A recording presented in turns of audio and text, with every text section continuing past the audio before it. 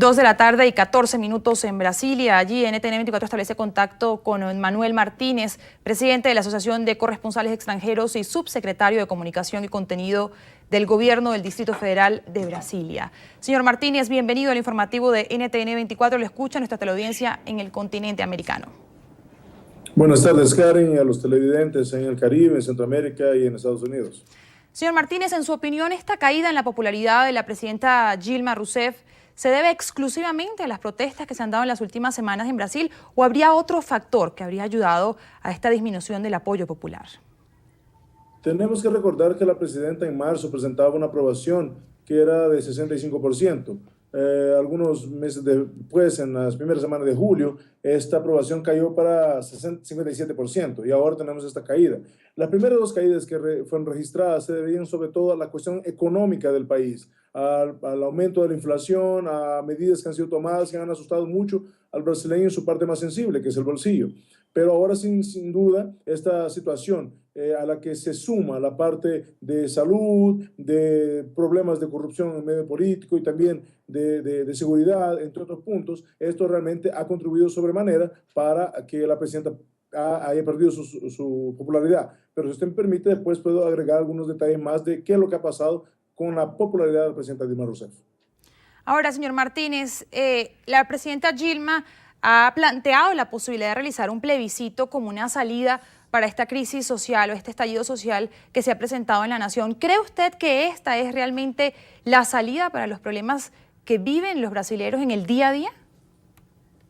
Esta es una de las puertas, pero no la principal. Ayer el diario Folha de São Paulo ha presentado que, según ese periódico, el propio expresidente Luis Inácio Lula da Silva criticó primero que la presidenta, ella propuso la creación de una asamblea constituyente para una reforma política. Después de muchas críticas de que esto era irregular, ella transformó esto en plebiscito. Ella está utilizando este momento para poder mostrar un poco de su insatisfacción personal con el Parlamento brasileño, que también tiene una gran parte de la culpa. Si usted ve las protestas, en todas las protestas a nivel regional, federal, municipal, siempre han sido atacados las sedes de los legislativos y de los ejecutivos, pero no del Poder Judicial. Entonces, la presidenta, ella utilizó, se está utilizando de esto en su pugna con el problema del poder del Parlamento, que no ha cumplido con sus papeles, con sus obligaciones a lo que el pueblo ha pedido, a no ser los últimos días, que claro, como decimos ahí en castellano común y corriente, se han puesto las pilas los parlamentarios.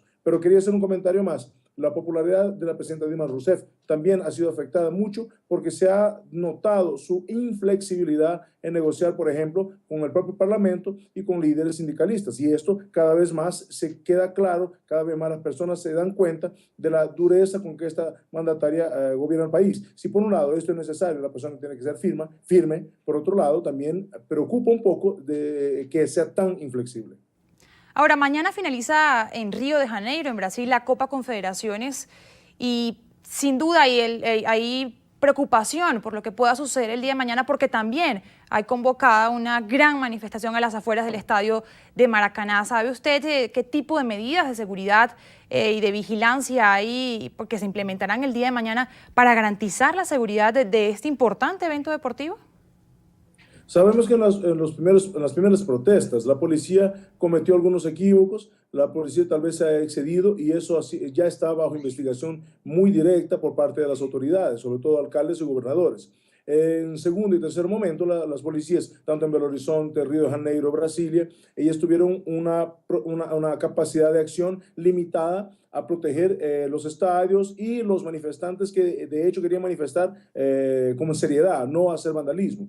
En Río de Janeiro se espera mañana una fuerte manifestación donde estarán mezclados vándalos con gente seria que quiere protestar sus derechos.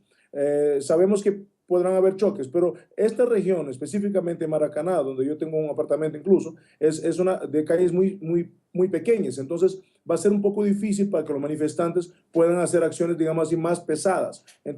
Digo los manifestantes, no, los vándalos. Ya la policía podrá actuar de una manera que seguramente garantizará la integridad física de los hinchas que participarán en ese partido, de los propios equipos.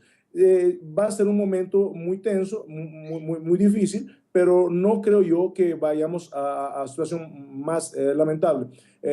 Recuerdo que alrededor de 6 o 8 personas han muerto en las últimas protestas, pero ninguna víctima directa de un choque con la policía o con personas que están mezcladas con esos vándalos. Han sido más víctimas de infelicidades como un atropellamiento, como una caída de un viaducto, pero cosas que lamentablemente ocurrieron, pero que no fueron, digamos así, objetivo de estas protestas. Manuel Martínez, presidente de la Asociación de Corresponsales Extranjeros y subsecretario de Comunicación y Contenido del Gobierno del Distrito Federal de Brasilia, le agradecemos por habernos acompañado en el informativo de NTN 24. Que tenga buena tarde. Ha sido un gusto, un fuerte abrazo a usted, Karen, y a los televidentes en Latinoamérica, en Centroamérica, en Caribe y en Estados Unidos. Muchas gracias.